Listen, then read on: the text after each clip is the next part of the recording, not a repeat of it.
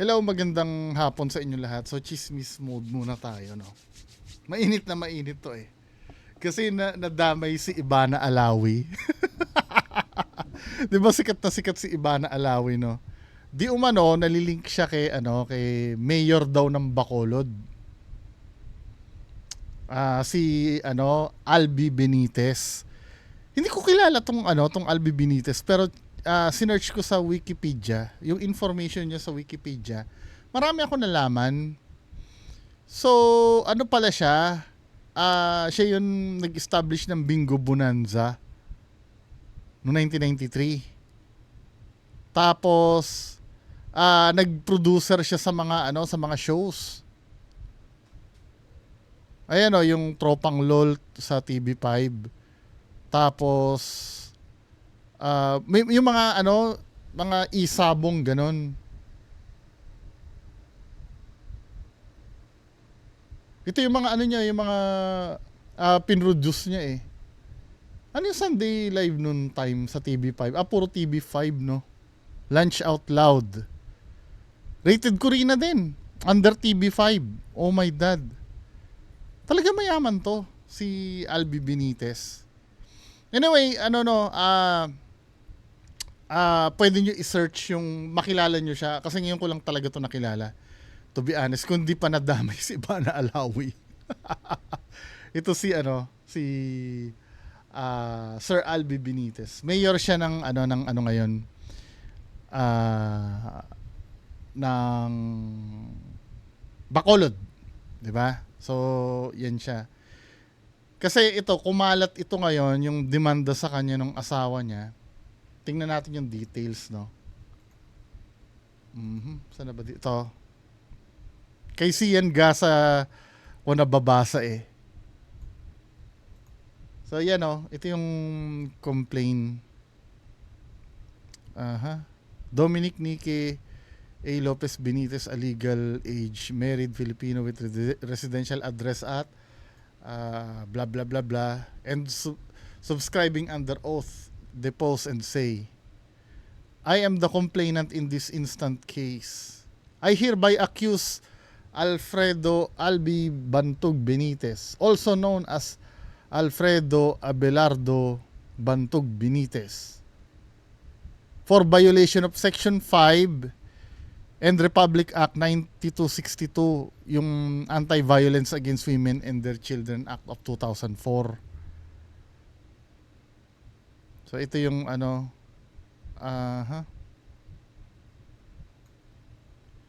Respondent is married, Filipino of legal age with current address at Mount Canlaon Street, Mount Bio Subdivision, Barangay Mandal. So ito yung address. Blah blah blah. Pwede niyo i-post pwede niyo basahin. Then dito na nabasa yung yung kay Ivana Alawi eh. Actually sabi ni Sir Oyabak, madami daw to. Ito lang yung medyo juicy part kasi na-mention dito sa Ivana Alawi. Nakalagay diyan there exists no doubt the occurrence of marital infidelity, whether once or having occurred several times. Under the law, the husband and wife are obliged to live together, observe mutual love, respect, and fidelity, blah, blah, blah, blah, blah. As a legal wife, I have every right to expect fidelity and devotion commensurate with the commitment she herself upheld. While I heard rumors of respondents' infidelity early on, I had no proof of such facts. It was only when I received the petition of declaration of nullity of marriage filed by respondent, and after reading the admission of respondent of having fathered 2 illegitimate children. Parang nag-file ng annulment sa kanya. And after reading the admission, umamin daw yung respondent na meron siyang anak sa labas na 2. And his implied admission of his current illicit relationship with Ivana Alawi. Inamin niya daw di umano na talagang meron silang relasyon ni Ivana Alawi. That I was able to confirm his marital infidelity. I felt utterly betrayed by the respondent and was devastated beyond compare after finally discovering and confirming the truth in respondents' lies. So, yun yung nangyari. Pero, di umano, sabi ni Sian Gasa, may fina-flash siya dito na documents na matagal na pala daw silang hiwalay since 2003 pa. Kasi may documents na pinublish si Sian Gasa. Ito yun, no? Nakalagay dito sa documents na to. Before the court is petitioned for approval of the agreement for voluntary dissolution of the absolute community of property filed by the petitioner's spouse Alfredo B. Benitez and Dominic L. Benitez, which reads as follows. Agreement for voluntary dissolution of the absolute community of property. Know all men by this presence the agreement. So basically, ito pinapakita na nag-anuhan na sila ng property. Pinaliwanag sa akin ni Sir Oyabak, yung legal advisor ko. Ang meaning daw nito, not actually hiwalay, pero nagkaroon na sila ng kasunduan ng paghahati ng property. Ito yung sabi, kasi kinakalat ni Sian Gasa, itong document daw na to, nagpapatunay na hiwalay na sila noong 2003. Well, ang sabi sa akin nung aking legal man, sana ba yon? Sir Oyabak, yung inano mo dito. Pakita natin, ha. Sabing ganon, ito yung this is wrong. Ayon sa decision na yan, hiwalay na ang community regime nila, which means ang nahiwalay lang ay yung conjugal sharing ng property nila. This does not dissolve marriage. Hindi marriage ang inaano nito, mga property lang. Ang sabi sa akin, katumbas ito ng, alam niyo yung prenuptial agreement. Yung prenuptial agreement, di ba, bago ikasal, ito naman, kinasal na sila, gumawa na sila ng ganito para mahiwalay. Kumbaga, katumbas nitong prenuptial agreement. Yung prenuptial agreement, di ba, gagawin yung bago kayo ikasal. Ito naman, during kinasal na kayo, nagkasundo na kayo sa mga properties, yun lang. Nagkanya-kanya lang sila ng property, not necessarily na hiwalay. Siguro meron silang hiwalay na yung hiwalay na yung talagang magkaiba na sila ng bahay, pero yung marriage nila hindi pa talaga null. Hindi pa nila null and void, hindi pa na-annul yung marriage nila. Neto lang nagfa-file ng annulment nga nung yung sinasabi dito sa pinakitang papel dito sa affidavit ba na to. Ayan, ngayon lang nalaman nung nag-file, na-receive niya yung petition for declaration of nullity of marriage filed by the respondent. Ngayon lang nag-file. Kasi inamin sa kanya na may dalawa siyang illegitimate na children, 2 anak sa labas, at inamin din daw di umano yung relasyon kay Ivana Alawi. Yun ang nandito sa papel na to. Hindi yun hindi yun katunayan na hiwalay. Then ito yung mga pictures, di umano. Ito daw di umano, ha, yung mga naging chicks ni si Ian Gasa yung nag-publish nito, Ayan, Yan yung mga yan. Pag talagang pera ka talaga di ba? Ito yung mga naging chicks daw di umano. Pero yung sinasabi kasi nag-publish kasi ng video si Sian Gasa dito. Ang sinasabi niya, dinamay daw si Ivana Alawi. 'Di ba? Tapos ito daw yung reason. Pakinggan natin ng konti, ha. Gusto na rin matahimik ng mister mo at makamove forward sa buhay niya.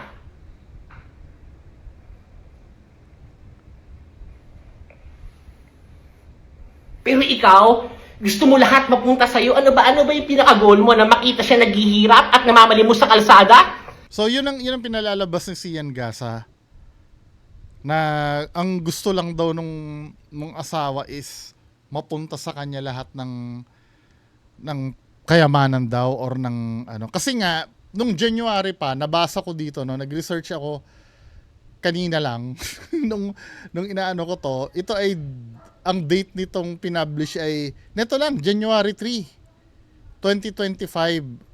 Pinublish sa Daily Tribune. Di umano daw ha, di umano. Nakalagay dito 400 million na mansion daw ni Ivana Alawi ay galing daw kay Bacolod City Mayor Albi Benitez. Grabe ano? 400 million? Eh talaga naman mayaman naman talaga kasi yung tao. 'Di ba?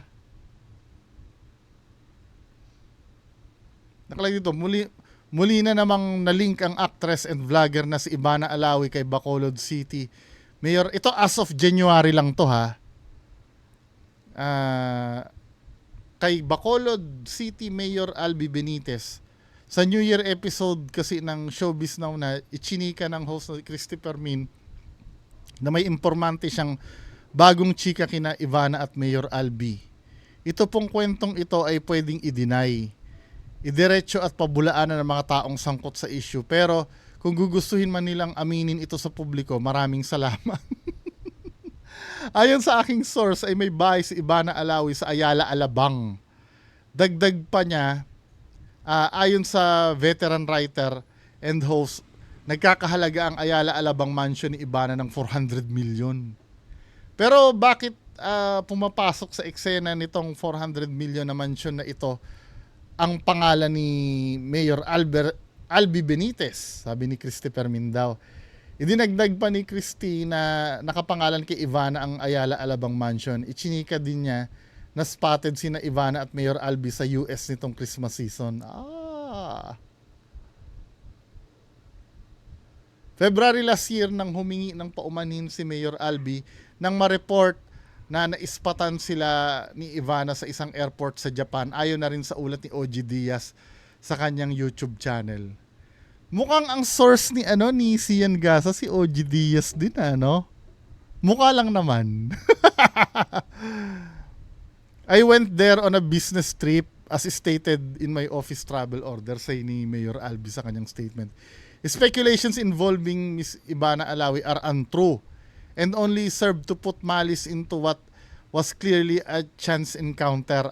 Chance encounter lang daw, nagkataon nung naispatan sila. 'Di ba? Tandaan nyo, January 3 lang to pinublish ha. 'Di ba? I apologize to Miss Alawi and her family who have been unfairly dragged into issues concerning my private life. There is no truth to any and all the rumors spreading and I am setting the record straight to avoid further hurt and damage to them. Dagdag pa niya. So dininay niya nung pero ayon dito sa papel na pinakita na ni Sian Gasa dito sa affidavit na final nung asawa ni Albi, inamin daw na may illicit relationship with... What do you mean illicit? Tingnan nga natin meaning para isa yung malinaw illicit meaning. Forbidden by law, rules or custom. Illegal na relationship. Meron daw. 'Di ba? Inamin daw. 'Yon. Now, yung sinasabi ni Sian Gasa, kasi yung video ni Sian Gasa, parang ang dating kasi, dinadamay daw si Ivana Alawi. Pakinggan nga natin yung una nitong nitong video niya. Sorry, check ko lang yung video. The issue or the chismis revolving around Miss Ivana Alawi, no? Medyo pumutok siya today or yesterday, last night. I'm not sure. So, this video is all about that particular issue, that particular chismis, to clarify some things. First, eto na, Mors! Ano nang chika natin dyan?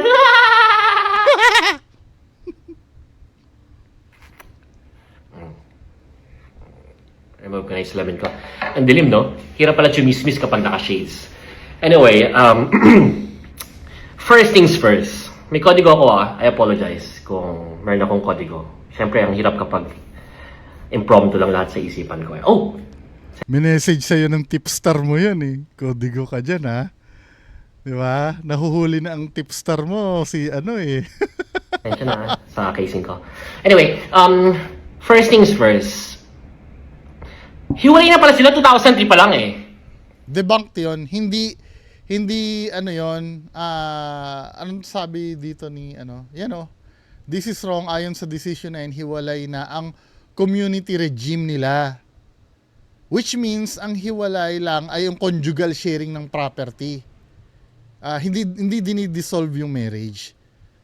Debunk si Sian Gasa dun sa una na yon. Kasi ito yung pinapakita niya eh. Noong 2003, hindi ito sa sa property yon. As in, there's a court order issued by Pasig City Regional Trial Court or Metropolitan Trial Court. I don't know, basta Pasig City Court. Nahiwalay na pala itong mag-asawang to 2003 pa lang. And given na walang divorce sa Pilipinas, so ano lang yung meron sila? Legal separation lang ng properties. Nawala No, may annulment tayo eh. May annulment. conjugal blah blah blah. After 11 years of marriage, kinasal sila 1992. The court order of legal separation was issued 2003. So after 11 years of their marriage, Hindi. tapos na, finish na. Simula na 2003, wala na, we are legally separated. Yung kikitain mo, kita mo na yan. Yung kikitain ko, kikitain ko na yan. Alright? So basically, yun ang totoo. Pero yung sa marriage, hindi. Parang katulad ng sinabi ko kanina, katumbas yun ng prenuptial. Kaya lang, di ba, ang prenuptial ginagawa bago ikasal. Ito naman, during marriage nila, noong 2003, naghiwalay na sila ng, yung pinawalang bisa na yung conjugal, yung pagiging conjugal ng mga property nila, yun lang ang pinawalang bisa, pero yung marriage hindi na dissolve. Tapos itong mga property, itong bilyones na meron tayo right now, papartihin natin to ng maayos, given by the power of the korte. Medyo mali si Sian So Gasa. bottom line, ang hindi ko maunawaan, hindi maarot ng aking isipan, bakit mo isasabit si Miss Ivana Alawi dyan sa kasuhan ninyong mag-asawa, technically mag-asawa, kasi hindi pa sila annulled. Oh, 'di ba? Alam niya na naman eh. Ngayon, nag-file ng annulment si lalaki, Tama. kaya lumalaban ngayon si babae. Na ipinaglalaban niya na, naku, maraming babae yan, hindi yan faithful, may mga ganito yan, mistress yan, may blah blah blah blah blah blah. Nakabuntis pa nga yan ng 2 babae. Illegitimate child, 2. Oo, may anak na. And all throughout the 21 years, napakarami naging babae ni Mr. Ang hindi ko maintindihan after 2 dekada, bakit mo igigit-git or iipitin or atakihin or babanatan or isasama sa kaso yung isang babae na 6 years old pa lamang nung naghiwalay kayo. Mali yung pagkakaintindi ni Sian Gasa. Hindi naman dinadamay si Ivana Alawi kasi according dito sa papel, parang lang yon, ini-indicate lang yung timeline. Parang sinasabi niya lang kung kailan nag-file, nakalagay dito, while I heard rumors of respondents' infidelity early on, wala daw siyang proof dun sa rumor.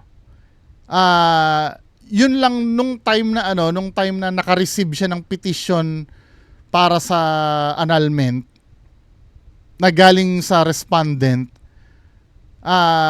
Tapos nabasa niya dun yung pag-amin, and after reading the admission of the respondent of having fathered 2 illegitimate children, 'di ba? And his implied admission of his current illicit relationship with Ivana Alawi. Parang kinikwento niya lang na inamin lang nung asawa niya, pero hindi niya sinasabi na hindi niya talagang dinamay si Ivana Alawi para lang maintindihan kung ano lang yung inamin, kung kailan ba parang ganito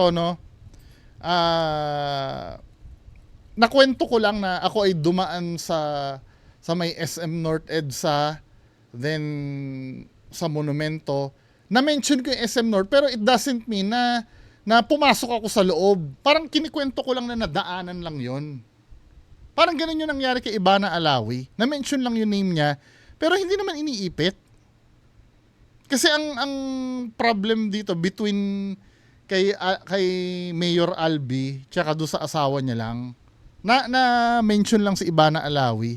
Kaya lang ano yung ano neto? Ano yung ramification nito? Tama ba yung ano ko? Yung term ko? Ano ba yung ramification nitong pangyayari nito? 'Di ba? Ano yung consequence yun na lang, 'di ba? Nadamay si Ivana Alawi. At yung mga pinagtatatanggi-tanggi ni ano katulad nito, netong sinasabi niya no, speculations involving Miss Ivana Alawi, January lang to ha, are untrue, dinideny niya dati. Inamin niya na pala. So ibig sabihin nagsisinungaling si Sir dito. Dito sa pahayag niya. Ayon dito sa Daily Tribune nung January, 'di ba? Kung totoo yung nandun sa affidavit na inamin niya, 'di ba? Dito dinideny niya to itong pinablish na to eh.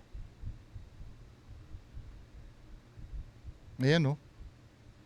Speculations involving Miss Ivana Alawi are untrue. To put malice into that what was clearly a chance encounter. Palang yung naispatan daw sila, no? Ayun, itong kwento kasi, February last year nung humingi ng paumanhin si Mayor Albi nang ma-report na naispatan daw sila sa isang airport sa isang Japan. Sila ni Ivana Alawi. Ang sabi niya doon, hindi daw totoo na may relasyon sila dahil may mali siya lang daw yon. Sabing ganun dito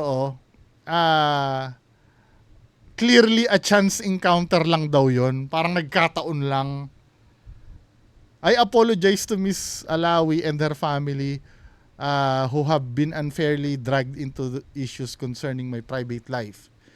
There is no truth to any and all the rumors spreading and I am setting the record straight to avoid further hurt or damage to them. Dagdag pa niya. Ngayon, lumabas yung affidavit na yan. Tingnan natin yung mga pahayag nila. 'Di ba? Kung ano ba talaga 'yung susunod. Kasi matagal na pala silang nachichismis noon eh. 'Di ba? Kaya lang the way mag-deliver si Sian Gasa mali-mali eh.